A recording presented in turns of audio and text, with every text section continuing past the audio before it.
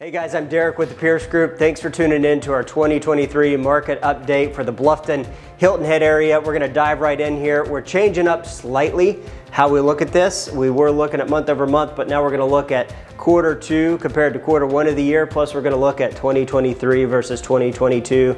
So diving in, price, how has it changed on the quarter? We are up marginally in quarter two, so April, May, June compared to January, February, March of the year by 2.3%.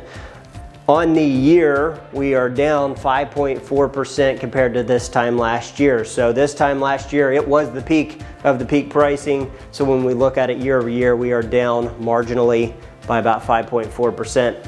Where are we on pending sales on the quarter? We're up 5.7%. This is demand. We're always up in quarter two. People buy homes in April, May, June. So this is to be expected. However, if you look at it year over year, we're marginally down, but just about where we were this time last year. From listings, this is supply, right? We're up 11.8%. People buy homes in April, May, June. They also sell homes in April, May, June, so that's to be expected. If you look at it year over year here, this is the biggest disconnect though. We're down by about 10% on the year on listings compared to 2022. Largely due to the fact that there's a lot of people that would like to sell their home, like to list their home, like to make a move, but are locked into 3-4% interest rates. And as interest rates continue to be in the 6, 7s, even pushing 8, it just doesn't make a lot of sense for them. So as interest rates drop, I do expect that the listings will pick up along with the pending sales.